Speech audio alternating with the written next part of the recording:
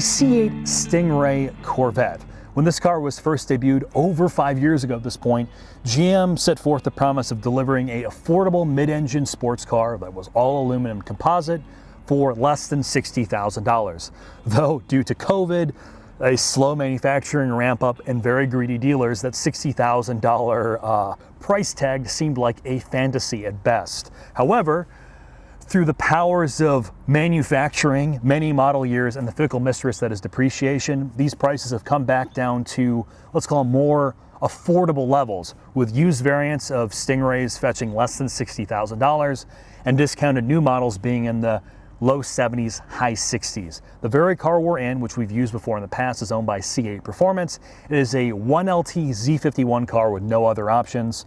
This car came in at under $60,000 with a warranty and lower miles. You can get into one of these cars for less than the price of a fully loaded Mustang Dark Horse or even a fully loaded Supra Final Edition. These things are tremendous values. While they are not perfect, and we've done a lot of comparison tests showing you some of their dynamic flaws, I do think this is an excellent starting point. And that's where this video series comes in.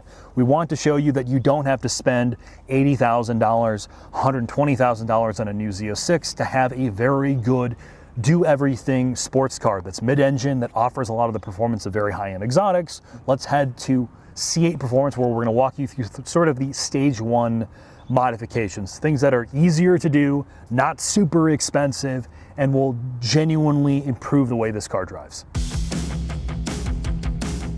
All right, now before we hit Britt Casey lap this car around Audubon Country Club South, let's walk you through what we did and why. The point of this sort of first step of the video series is to show you what's possible for a lower budget that's going to go a long way in improving the overall dynamics of the vehicle without totally compromising it as a street car. Honestly, as you make it faster on this track, you're going to detract a little bit from it as a GT vehicle, but hopefully these are compromises you can live with. Let's start with what we did, which was very, very simple: wheels and tires. A set of VS5RS forged wheels from Apex. They're 18 by 10 in the front, 19 by 12 in the back. You're now running a 265 front and a factory 305 in the back. You've gone up by about 20 millimeters in the front, which dramatically improves the handling balance of this car. Obviously, the wheels are lighter and stronger than the factory wheels, and we've been running Apexes for years at this point. They've been involved in every single series we've worked on. That's because their product is great. They have a great balance between cost and performance, and they have a very, very generous replacement policy as well if you do end up damaging one of these sets of wheels, and thankfully a set isn't like $10,000. We also moved from a 200 tread wear Potenza race tire, which was more of an endurance tire, to a 200 tread wear RE71 RS, which is a straight up time attack tire. It's a much stiffer sidewall and overall higher levels of mechanical grip. We also changed the springs on this car. We moved from the stock Z51 springs to a set of Swift springs. They are much higher in spring rate. They are 300 pounds per inch in the front and 390 pounds per inch in the back. That's like a 25% increase in the front, a 50% increase in the back. It dramatically improves the rotation in this car and corner entry because this is a mid-engine car. It's still very, let's call it, easy to power out of corners as well due to all that mass in the center of the vehicle. When it comes to ride quality, honestly, it's about moving this car from total GT to being in line with my Z06 with Z07 package. Far from totally terrible, but it is stiffer than stock if that's something you can live with. We did not touch the sway bars or any of the bushings. The balance of this car is honestly pretty good day one. When it comes to braking, we moved to a set of S6AP rotors. We kept the stock calibers with cost in mind. We wanted to move to a two-piece rotor that has slightly better cooling, is a little on the lighter side, and honestly more suited for prolonged tracking. This car now is running a more aggressive pad by Ferodo, and of course it's running their Spiegler stainless lines for a little bit more consistency. Something to note about C8s, all C8s, they're running an EBB, or an electronic brake booster. So while the pedal itself may feel stiff, there's not a direct translation between the pedal and what the brakes are doing in this car when it comes to feel. So it's important you know at least the hardware you're running is great, because the feel itself won't always be translated, or seldom translated, through the pedal itself. Now, when it comes to the rest of this car, there's two other things to bring up. We went with Veris Aero. Veris is building aero for these cars for a long time at this point. We went with their stage one as it's honestly the most affordable and easiest thing to do. And it's important, like anything else you do with a car, that you balance it. So we've changed the front aero some of the underbody aero, and the rear diffuser. Their stage 1 package is good for about a 32% increase in downforce. So at about 124 miles an hour speeds you'll see at Autobahn, you'll see about an 80-pound increase of total downforce. It's the rear diffuser, it's the front canards, and it's the control arm strakes in the front of this car. Easy to do. I'm gonna be honest, at least in the front, it definitely improves the way the Stingray looks in my eyes. A little bit boy racer, but it makes it look more aggressive. The last thing we did is the additional OEM auxiliary cooler. It's the VO9 package. If you live in, call it, hot weather climates, unlike in the US, the driver's side auxiliary cooler becomes real. Essentially, you add another heat exchanger. What that's doing is dramatically dropping oil temps. We saw a 30 to 40 Fahrenheit decrease in oil temps, which means far more consistent power delivery, doesn't pull timing anymore on prolonged sessions, and keeping in mind oil health, it should allow you to run longer sessions without at all being concerned with how your oil is doing. It's a OEM part. C8 Performance helped basically cobble together this kit that you can easily throw in a car for under $1,000. And it's the biggest drop in oil temps I've seen in a high performance car in a very, very long time. Our prolonged lapping with this car, we barely saw like a 208 Fahrenheit oil temp, which is very, very impressive. So with that, we're gonna head to the track, have Britt Casey set a lap time, and then he and I are gonna discuss what this car drives like.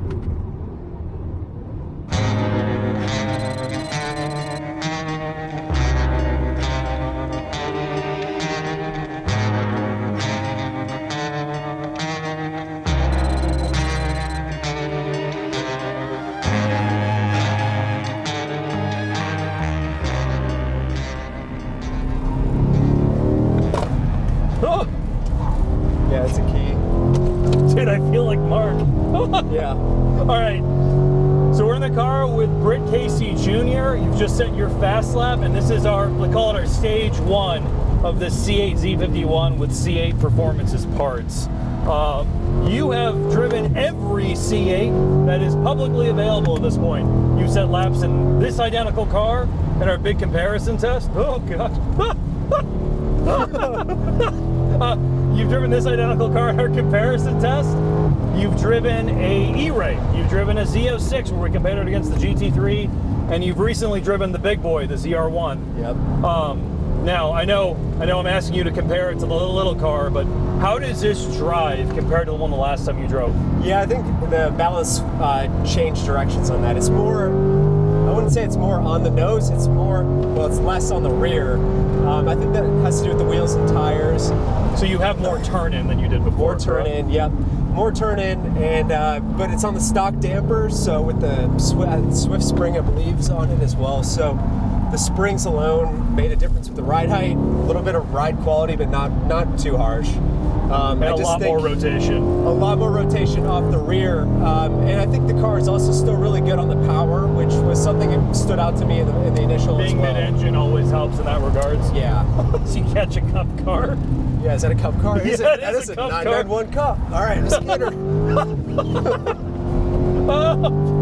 Jesus, it's like nothing to hold on to. The passenger seat. Yeah, this is a really fun track car. I mean, for the money, this is a really cool one. I do like it a lot. I think it's very enjoyable. Do you notice any timing pull? So we added the, let's call it the hot weather cooler. I mean, you're at 187 oil temp, which is crazy on track. Yeah, what do we see? Like 207 at the top. Like that's as bad as it got before.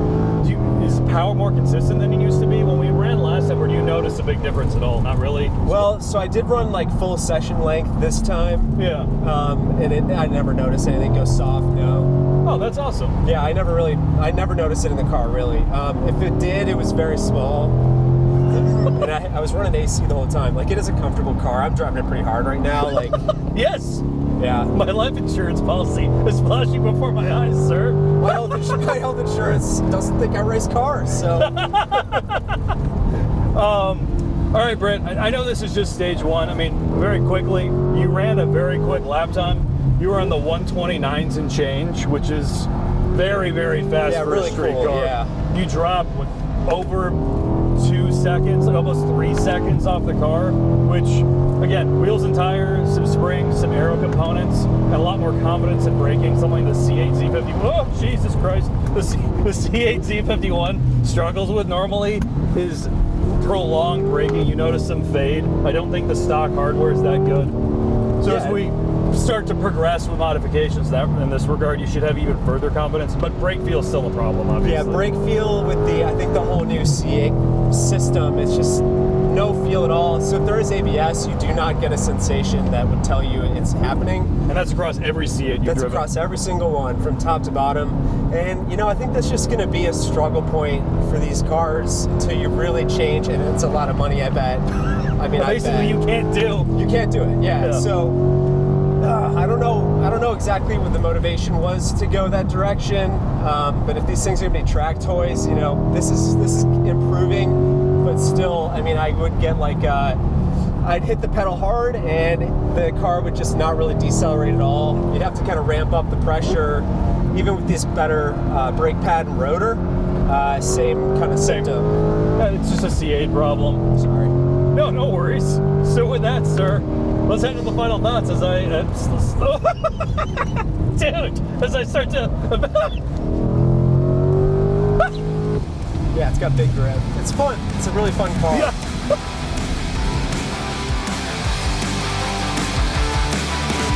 Final thoughts on the first episode of our C8 build series. Huge thanks to Autobahn Country Club for giving us a home to make videos like this. So if you want to attend a track day, learn from drivers like Britt, rent the track, become a member of Go Karting, please hit them up. And a huge thanks to our title sponsor, Bridgestone Tires, for providing us resources to make videos like this. And of course, their tires, like the RE71 RS featured in this video. And of course, thanks to C8 Performance. If you're looking for parts for your own C8, please hit them up, and all the parts you've seen in this video and that will be in this series, you can buy on their website. Now, let's get right to the lap time. This thing has shaved almost 3 seconds off its original lap time on Potenza race tires in track alignment, shaving almost 3 seconds off a otherwise stock power car is not a small feat. And I'm going to say, to be honest, most of that is down to the wheel and tire change going to the Apexes and the RE71 RSs, and of course the spring change. Traditionally, changing springs on sports cars, particularly high-end sports cars, ruins them, and for some reason this works actually really well. It takes a car that's not necessarily the most exciting thing to drive at the limit, something that we've complained a lot about when it comes to understeer, and makes it rotate. Having more physical tire in the front allows this thing to understeer less. The car now rotates turning in, and it doesn't sacrifice that much in ride quality, which is a giant plus. Of everything we've done, that combo is probably the most noticeable. The cooling solution helps a lot, particularly if you plan on actually owning one of these cars and tracking it. Seeing a 40-degree drop in oil temps is remarkable. The brake rotor change and pad change is what you're going to probably want to do if you track these cars frequently, so you're not constantly changing consumables. And the aero change, particularly on a bigger track, will cohesively change the driving experience. What I will say is I think this is proof that you don't have to spend $80,000 to have a very capable, fun to drive car on the track. A 129.6 is as fast as well, not a brand new, but a 992.1 911 turbo. It's faster than a new 911 GTS. It's faster than most real supercars and sports cars at Autobahn. It's a really competitive lap time. And I think hopefully this is, again, proof that you can have fun without having to spend six figures. In the future, we're gonna see if dampers, full aero, and maybe some power modifications can get us a little closer to the Z06 lap time. We have less than 2 seconds to shave. So thanks for watching. Hope to see you again soon.